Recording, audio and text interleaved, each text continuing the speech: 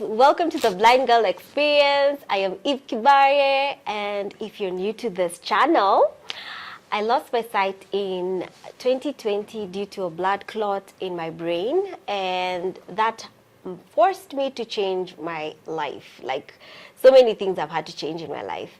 And if you want the whole story, please go to episode 1 and start watching from there. I'm sure you'll enjoy all the other episodes that we've done before this.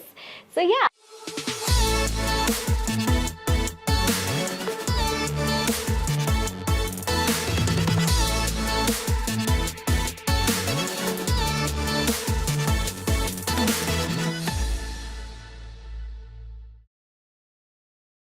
Today I'm here with a guest and he will introduce himself, and well, how I got to know about him, he is also a musician.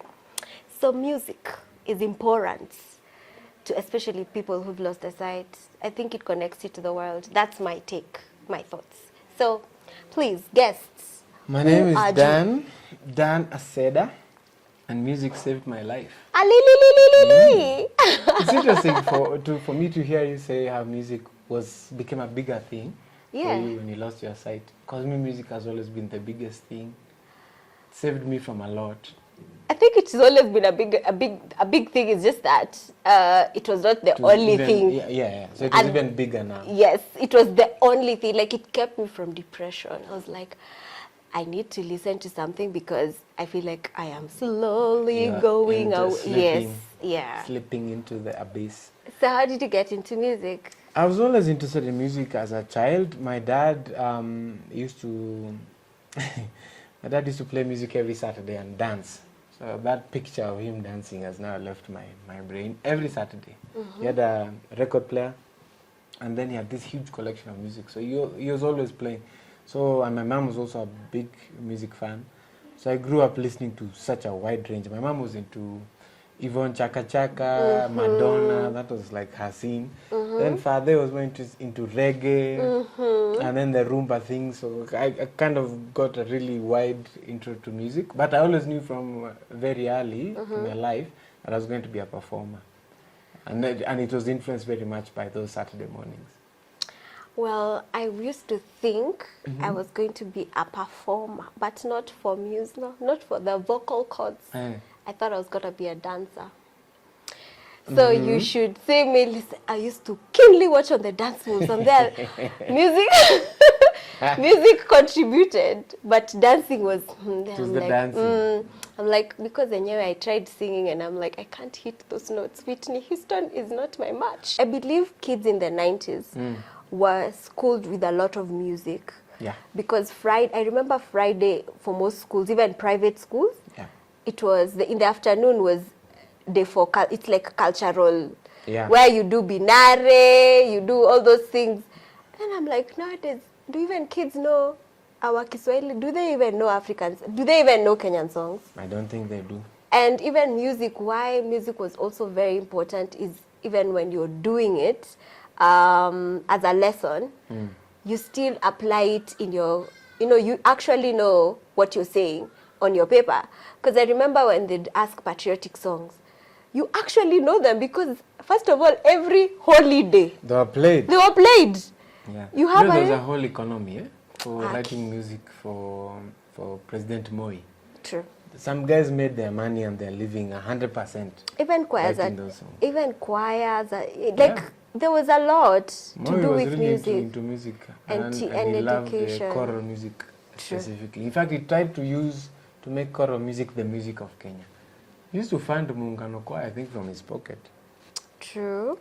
And he achieved it. I think alitusukuma mpaka hiyo muziki ya choir ikatuingia kwa damu, because everyone in Kenya tends to like a choral music or choir music. What was your impression when you first met me? I met you with my friend. Well, you were with my friend, and so it was easy for me now to form connections. Yeah. Because then it was easy now for me to connect. Oh, this is the connection. It was easy for me to do that. So maybe that's why I remember now. Well, the first time, I don't remember because maybe I just didn't have that connection around. Yeah, you were rushing into your office. I was running, life was that studio had a lot of work that I was doing. and I was alone. So I used to I do can everything. imagine. Yeah, but my first impression was that it was very, because you told me immediately that you were doing the podcast and that it was on YouTube, and I was like, hey, what is it? How is this person making a YouTube channel? And she's also telling me she's visually impaired. So that was, I remember thinking that, making videos. But then later you explained, yeah, I've been making them for a while. This is how I've been doing them. Then I watched the videos and I said, yeah, this is quite exciting. Right. Quite interesting. Yeah, I was, but I was really impressed. I'd never, before I met you, I hadn't interacted at close quarters with somebody doing digital content that was visually impaired. It was my first time, so it was quite interesting for me. Oh, nice. Like close quarters. You know, you hear about people, but I had Yeah. I didn't know someone like Apa Kwa Apa who's doing digital content. So, do you wear specs? I do. I wear glasses. I'm short-sighted. Okay, so do you think you're visually impaired? That's interesting. I've never thought of myself as visually impaired. So what is your understanding of someone who's visually impaired? Someone who actually cannot see at all. Okay. Yeah, that's my current working understanding. It's only now that you made me think, oh, do you wear specs? And I thought, oh, by the way, I also paid to see. So maybe I am in the VI category. Because I pay. It's expensive. Through the nose. True. So now that, when did you start wearing specs? Has it always been a problem? What has been your visual impairment journey? Yeah, I was short-sighted. I don't know whether it's the glasses that made me short-sighted or I was short-sighted and I got the glasses. That part I've never quite wrapped my head around. Because I knew, even when I was much younger, I always wanted to wear glasses. I want to high five you because that was you. I always wanted to. So where's my high five? Yes. Because I used to look at people with specs, I'm like, they look so cute. Yeah, I Can always I have thought those? like glasses were cool. So I always thought that. Then I actually started to have vision issues. So when I think back, I'm not sure if I was exaggerating a bit. Anyway, I went for an eye test. And then they discovered in the eye test that, by the way, this guy actually is not seeing far enough. So they gave me glasses. Then I was like, oh, now I've made it. Now this is really cool. But what was funny is because I played a lot of sports in primary school and high school, I needed the glasses in class, but I didn't need them on the field. On the field, I played without glasses very, very well. Without glasses. Okay. So that's always been a bit of a strange thing. But then over the years, I've gotten used to wearing glasses. I wear contacts now when I play, like football or whatever. But those days I didn't. So I guess my eyesight may have gotten worse. Yeah, and I've had glasses since I was 12. 13, yeah. So have you ever had any fears when it comes to your eyesight? Fears? Like fears of losing it totally? No, I've never had the fear. You just thought of the coolness of wearing. I just thought I couldn't see far, and then the glasses helped me see far. That's as far as I ever considered that notion. So now that you said that for you, visual impairment means for those people who cannot see completely. Yes. In the spectrum, there are people who are low visioned, but they're also legally blind. That they can see, but they can see until a certain percentage. Right. So in the low vision spectrum, there are people who can see color, but not the 3D color. So they can see the bright colors, but the dark colors. Okay, they can't see the dark colors. Yeah, so if it's brown, if it's navy blue, all of it looks black. Interesting. But if it's turquoise, lime green. Like there's a plant behind us as lime green. Yes. So that one the person will be able to see. Yeah, so when I lost my sight partially, there were colors, bright blue colors, green, a screaming like the pinks, the hot pinks. I don't know whether pinks was in that spectrum because it was like blues and greens. Those are the ones you could see? Yeah. Okay, the bright ones. Yes. Okay.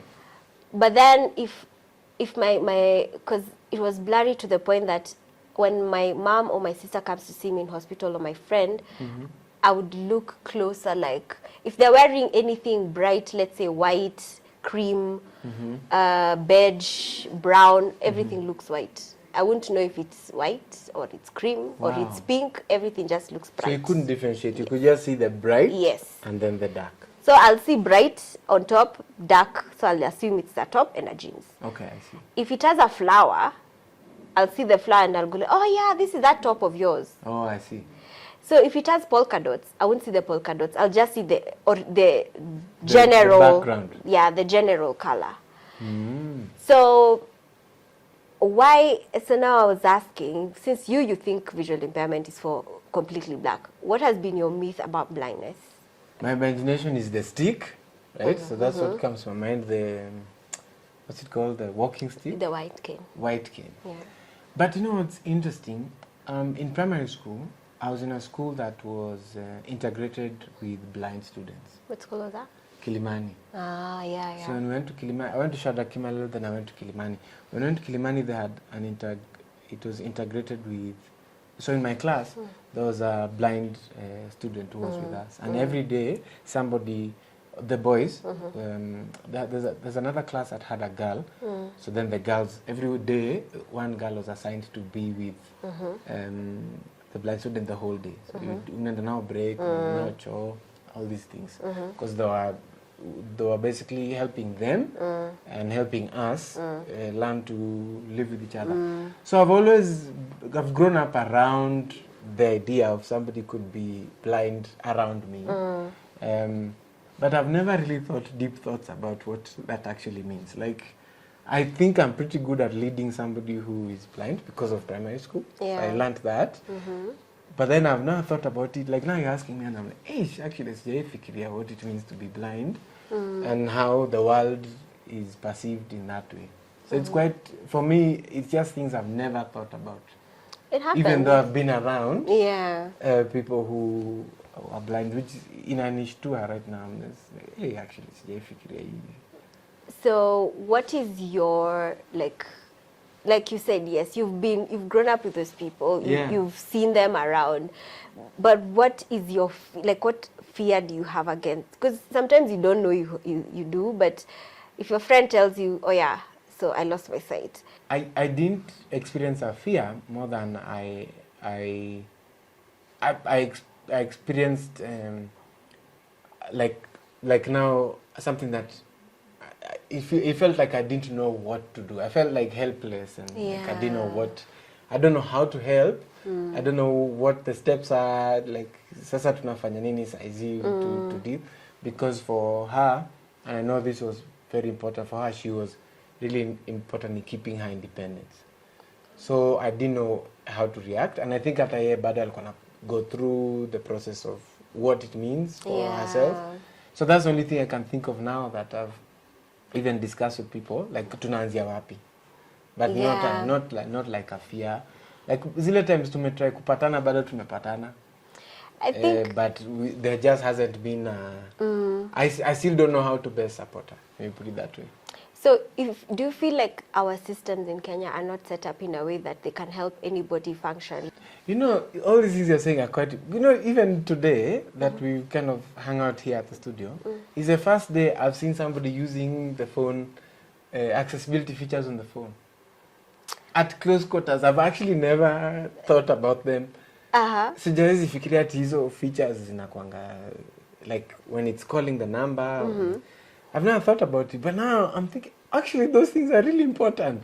Yeah. And I'm so glad that they're in phones, because Yes. Kenya as a country, we don't have any accessibility features. In fact, Tell me about it. Tell Yes. me about it. Even our websites. So do you have now that's why I asked you, what else do you do? Because now that's how we'll get into this conversation. Yeah, well, I run a studio, Sema Box, where we make podcasts. We are the biggest podcast makers in the continent of Africa. And I'm not in it. Done. But you hang out with us. You're not inclusive. We are one phone call away if you need us. But I think even like just hanging out with you today has made me think about ways that we can make the studio, the service more accessible, because it's never been something we were thinking about. Yeah. So that's the thing. I think we can definitely add some things. You know, with digital things, I feel like there's more readiness. So Yes. like with websites, I feel like there's more readiness. I feel like it's going to be 2 clicks and we will have accessibility features on the website. Yes. While with non-digital things, it's harder because, again, like we were talking about earlier, Kenya hasn't really prepared us. Yes. Like me, I went to this school with integration, yeah, but hata mimi, imagine siko that prepared na nilikuwa hiyo shule. True. So I can only imagine a person who now even never went to that school. True. So it's even, they don't know. It's even worse. So in Summer Box, you said you're the biggest, among the biggest. I mean, We're you the are biggest. the biggest. Mm. How do you have any person, a podcaster who is with disability or visually impaired? We've worked with a podcaster who was a person living with disability, but not visual. Okay. A different one. So that's and only them. We haven't really worked with many beyond that person. People who've lost their sight in Yeah. adulthood, Yeah. we've already been acclimatized to digital technology. Mm-hmm. We are aware. But Yeah. then now what happens is, if I was an avid series watcher and movie watcher, and all those things were very entertaining to me. But then you lose your sight, you can't access these things anymore. Right. In the same way. In the at same least, way. Yeah. And even accessing them is not the same. Like it's like all of a sudden it's it's out of touch. Right. Because even when you go, even if it's for example, like the only one that has even the movies and series that they have accessibility features is Netflix. Right. There you can switch on audio production and actually know what you're choosing and who are the characters. You know, Right. it can take you through the process. But there's so many. Then you lean in and you're like, now the thing that I got at I started leaning onto, this was through the help of a friend, was audiobooks. Right. And I was listening to audiobooks. I'm like, this is a whole new world. I am so happy this is happening because I loved reading books even before I lost my sight. But now I'm listening to books because that was my feeling. Oh my God, I will not be able to write on my diary. Oh my God, will I be able to read books? Right. But then there's audiobooks. Yeah. We are in the digital world where they have audiobooks, and I'm sure the person who made audiobooks was for us, for people who are visually impaired. But it's now Everybody has plugged in.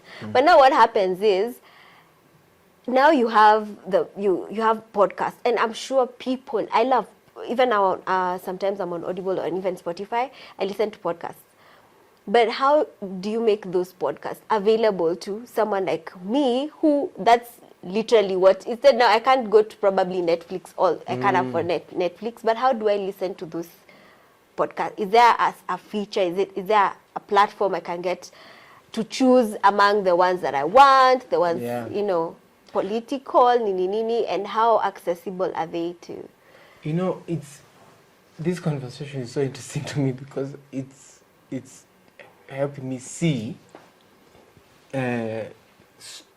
things in a very different way. Because what we've been struggling with at Semabox, because we've made all these shows, and people's shows, at the beginning when we were making shows, people's shows were kind of boring. Yes. So creators were making like really boring Yes. shows. But then creators got better. So people have gotten better, their shows are more interesting now. Now we're trying to find ways to help people make money or get audiences. And we are working right now on a platform where it can be easier to find you. Because the problem we have with Spotify, YouTube, the global platforms, is that you enter into an ocean of content. True. So even if you post, there's so much content that kukupata is very difficult. So we are trying to create that discovery through a different app. So in our app, we have now made it easier to find the podcasters. Yeah. But then I'm just thinking, I'm like, I don't remember whether that app has accessibility features. Although I remember it was in the requirements, but we've never checked. Yeah. So right now I'm thinking, I think I should go back and check whether those were implemented, because we wrote it, but we wrote it just because everyone writes it. Yeah. Who might actually you need this. Yes. So now I'll probably go and check whether those features were implemented and how they were implemented. Because you're right, we have to improve discoverability, one in general, but one also for people who might not have their sight. that will help because then they will be your audio- majority audience. Yes, your Yes. audio platform audience is so useful to somebody who is even more useful to someone who doesn't have their sight. Yeah. And so that's quite eye-opening for me. And have you thought of doing like a drama sort of podcast? Yeah, we have actually. Yeah, because I love Those will be drama. interesting. Oh But I my know you God. want true crime because Imagine I haven't gone to true crime. I haven't gotten there. We have not reached that level. You know what made me true crime guys, somebody, these are my issues. Crime series, you're not into that stuff? I haven't plugged into podcasts because also bundles. Yeah, that's another thing. Because Bundles are audiobooks expensive. are much more friendlier. Yeah. than Audiobooks are podcasts. better produced Yes. as audio pieces, yeah. So there's an audiobook I listened to, Left Behind. Is it Left Behind? Yes. Well, that's so Christian. The what's the It's a gentleman? 13 series. Yeah, about the end of the world. Yes. First, He's called Dan. He's one of the those- only reason I was listening to that audiobook, and pardon me, I am not hating on Christians, I'm just saying that it was too much. But I was just there for the audio. It was so cool. I was like, oh my God, you guys. There's Left Behind, actually. It was a big series. I it was remember. so nice because I felt like I was watching it. The audio production was amazing. You hear the steps, you hear someone pick, like you don't have to guess. You know the way What's when you're happening in the because story. when now when I'm watching a movie, I have to keep asking my nieces, "Sasa amefanya nini?" You know, it's so interesting because we've always had this conversation as makers, content makers, about how when you listen to the BBC audio programs, they're so vivid. Yes, because They they have do so much extra work to tell those stories in audio format. So it's really making me think now because it seems like we should actually go back and start there. Because I remember working in studios when I was younger, where studios used to make these radio dramas, and it was a lot of work. Vitimbi. Let's not go far. Vitimbi was in audio.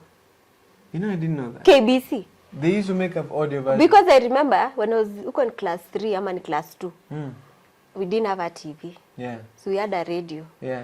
KBC English service or is it Kiswahili service? It will come at 2 Right. on Saturday. Kweli, where did Konyo Ekoboko come from? I'm telling you, you're there on the radio and you'll follow the whole through. Yeah, I mean, Sasa mama kaya umeangusha sufuria alafu tutakula ugali lini. They are describing every action that you can tell everything that's happening in that room. Huyu msichana alikuwa amejificha chini ya mlango. Unajificha aje? You literally know what is in the happening. story, yeah. You don't have, and you and see. it's on audio. It's on audio. The person who watched on TV and you watched on audio. Mkose mkienda kwa baraza, you can contribute. Wow. So I'm like, we can do it. We used to do it. Yeah. It's just that we are like, oh no, we want to be like Americans. No. No, I think to lose some of that craft. And Storytelling. think about it, even storytelling. Kaka Bwehan, Kaka Sungura. We'd sit on the parade ground and listen to one guy tell a story. And you would visualize people who've never been to Ushago. They don't even know an orange tree, how it looks like. I'm telling you I think I saw an orange tree as a grown-up when I was doing a film production. Wow. But I knew how it looked like. Like when I saw it, I was not in shock, like, oh my God. Yeah.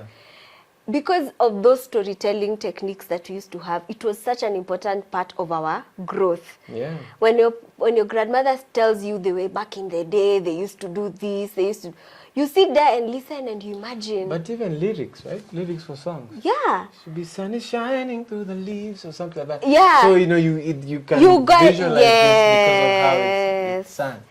But somewhere you find that even now when it comes to podcasting, I think it's very possible. I don't think it's because when people say it's expensive, I'm like, but if we were doing it in the 90s. Yeah. No, it's just that people have forgotten how to do it. It's become expensive because people stopped doing it. So now it's a rare thing.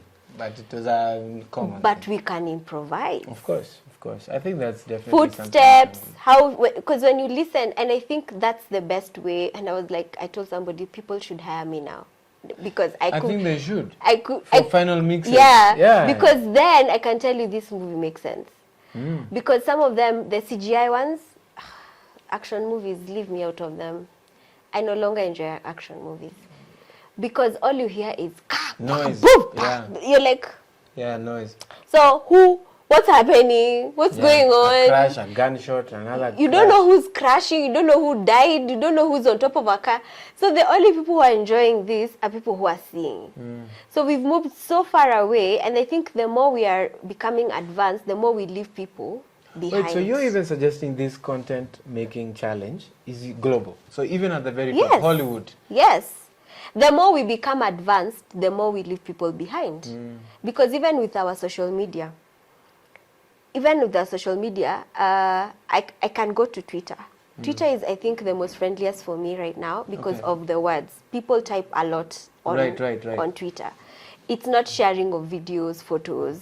Once in a while, you hear people have shared photos and TikTok videos. Now, we go to Facebook. Facebook also is, there are people who share words. They write. So that helps me cope and know what they're talking about. Right. And We go, participate. yes, and I can participate, comment, laugh. We go to Instagram. I don't know what's going on. On Instagram. I am off. I have Are been there left out completely. Hold on. Are there no accessibility features for... It will tell you picture of someone standing behind a tree. The algorithm. That's all you So now what you use do, us you're right like, now, Tamu. exactly.